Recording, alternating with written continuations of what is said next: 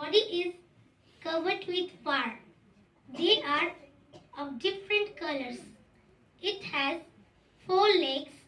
The dog has 2 eyes and 2 ears. It has a small tail. The dog eats meat, fish, rice and bread.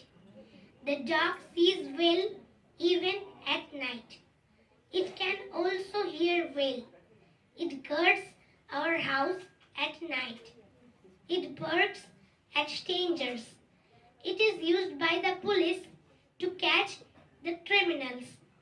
The dog is a useful animal. It is very faithful. We all love the dog. Thank you.